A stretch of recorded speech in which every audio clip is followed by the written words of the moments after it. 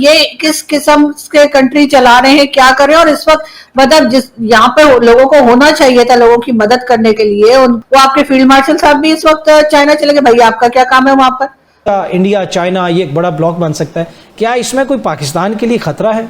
हर domain में वो जो कहता है ना कि अपनी रोटी खाओ नहीं तो मेरी गोली तो है ही है, this is a serious.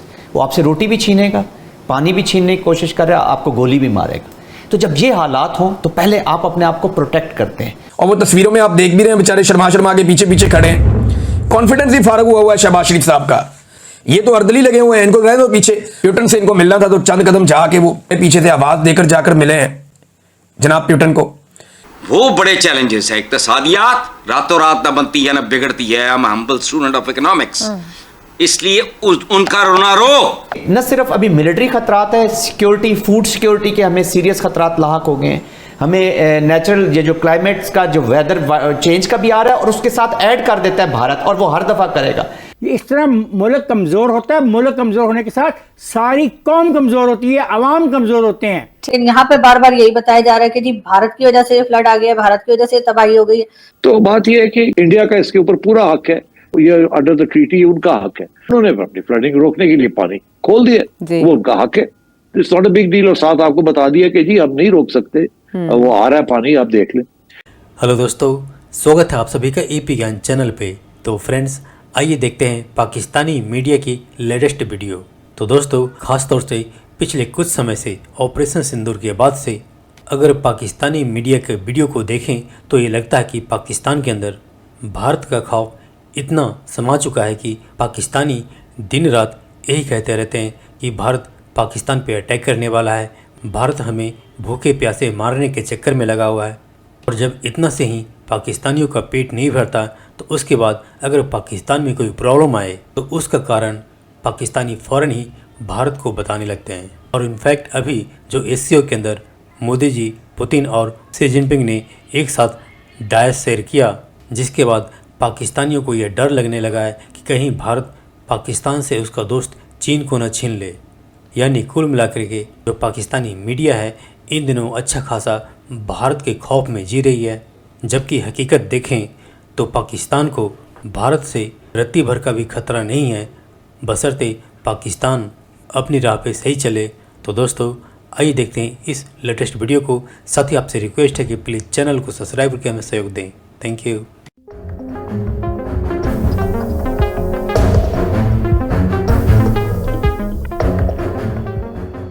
Sir, मैं ज़रा आपसे शुरू करना चाहूँगा क्योंकि एससीओ का जो समिट हुआ उसमें हमने देखा कि मोदी साहब जो है वो बड़ा करीब होने की कोशिश करते रहे चाइना के सदर के, और बहुत सारी तस्वीर भारतीय मीडिया भी शेयर करता रहा कि ट्रंप ने जिस किस्म के टैरिफ्स लगाए हैं उसकी वजह से इंडिया चाइना के करीब आ रहा है।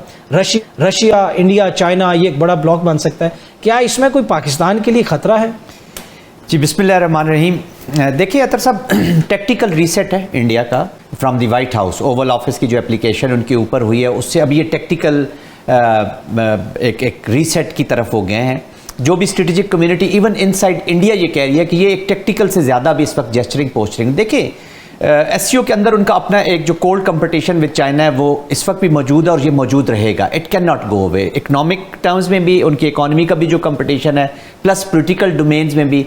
जहाँ तक आप तस्वीरें देख रहे हैं जिस तरीके से वो पुतिन का हाथ पकड़ के, ये बेसिकली कैमराज डोमेस्टिक ऑडियंस और वाइट हाउस को ये एक मैसेज कन्वे करना चाह रहे हैं कि हम फिर इधर ही अलाइनमेंट अपनी कर रहे हैं, इधर अपने आप को एक्चुअली वो अपने आप को शो कर रहे हैं कि अगर आप टैरिफ लगाएंगे तो हमारे पास we have other choices as well. Strategically confused India, just gesturing as posturing, it is tactical reset जो इसको ये अच्छा सर, हमारी भी पुतिन से आज मुलाकात हुई, वज़ीर आज़म साहब की, वहाँ पे नायब वज़ीर आज़म भी थे, फील्ड मार्शल साहब भी वहाँ पे बैठे हुए थे।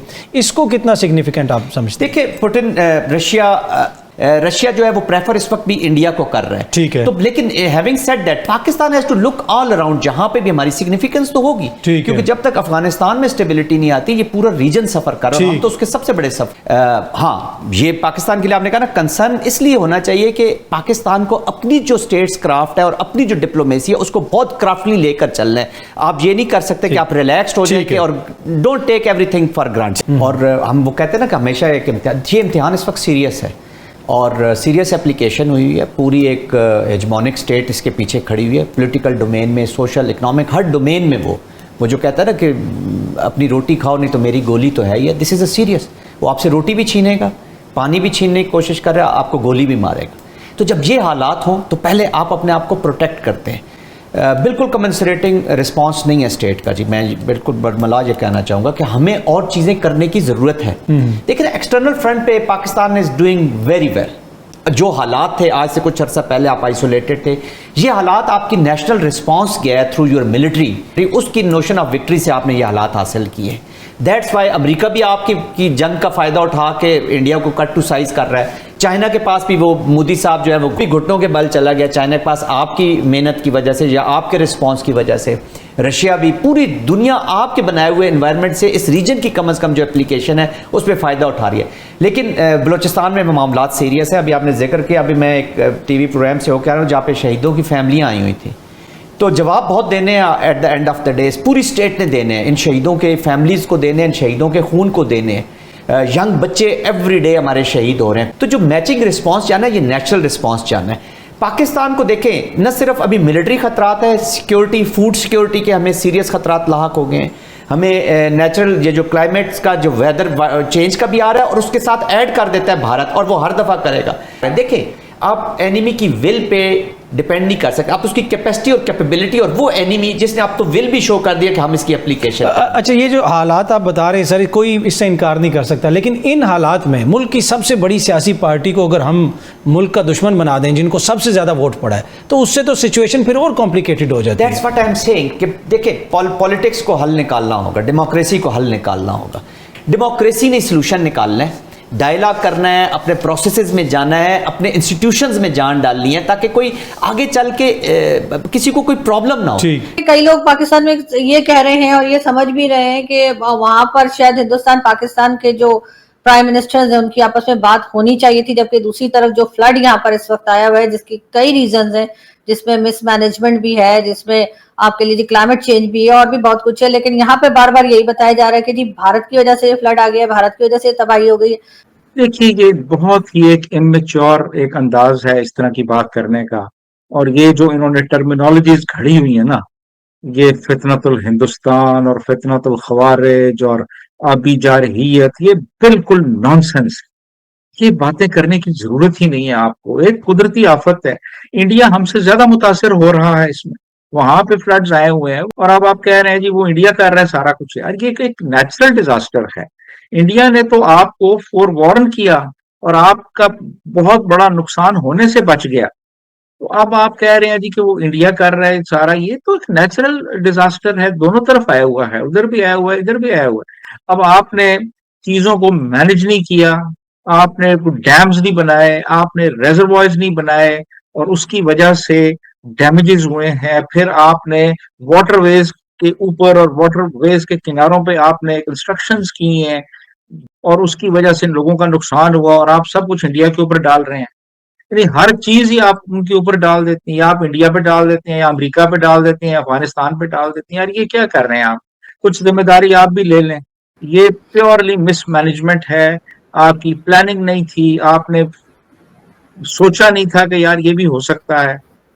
तो इवन इस्लामाबाद में आप देख लें, कुछ सेक्टर्स ऐसे हैं जो पानी में डूबे हुए इस वक्त। बिल्कुल ऐसा ही है सर। इस्लामाबाद या इस वक्त तकरीबन पूरा मुल्क इस वक्त काफी हद तक जो है वो पानी में ही डूबा हुआ है।